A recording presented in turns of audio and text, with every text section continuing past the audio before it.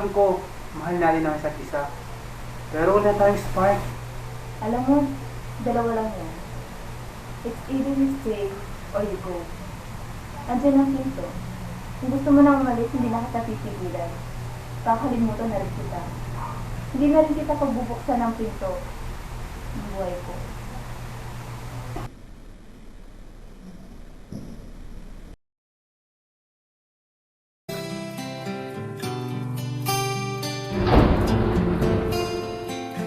Ako si Jam.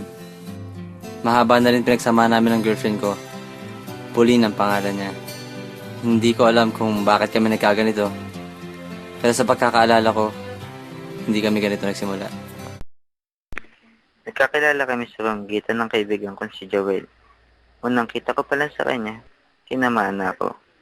Sa lukuyan siya naghahanap ng choreographer noon. Kaya wala na akong sinang na panahon. Ayun. Sa simula, shy type pa. Ang torpe ko pa nun eh. Hindi niya alam na sobrang interesado na ako sa kanya. Pati mga pinakaunang text niya, nakasave pa sa phone ko.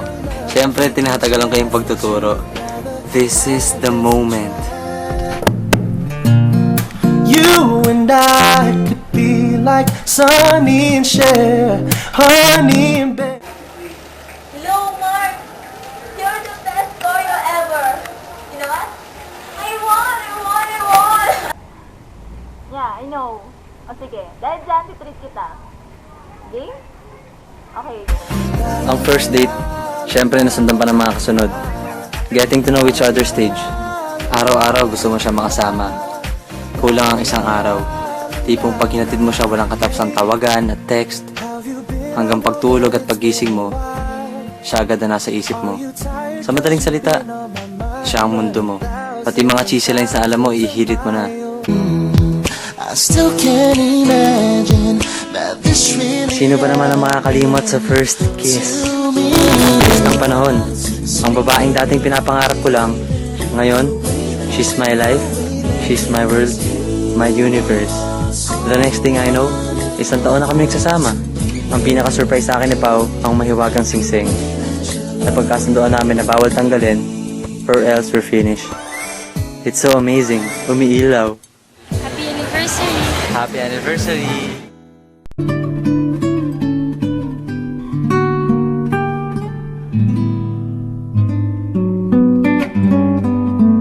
Lumipas ang mga araw, buwan, taon. Halos lahat na ata na nangyari sa buhay namin, nakwento na ng bawat isa. Wala nang hiyaan. Bilang niya na lahat na nula sa buong katawan. Naging komportable na kami.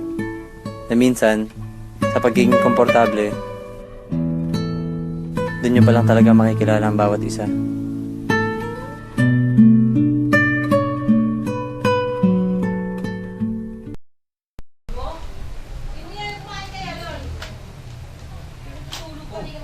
Ginagawa mo.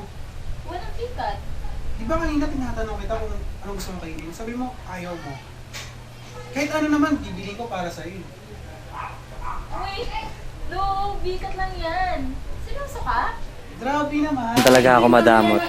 Nakakapikon lang ang mga babae. Papalit-palit ng desisyon. Maski sila, alam naman nila na ganun sila eh. Gusto ko lang naman siya matuto at magbago. Dito nagsisimula yung mga tampuhan na lumalaki na hindi na pag-uusapan. Kaya tuloy minsan, natitake for granted natin ang taong mahal natin dahil sa hindi pagkakaintindihan. Alam mo naman pinaging namin sa badminton.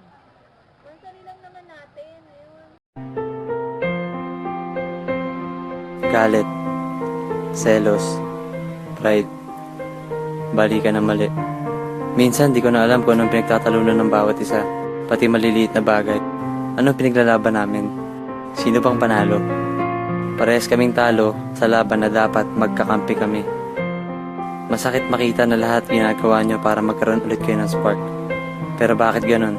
Habang lalo nyong pinipilit, lalong nawawala.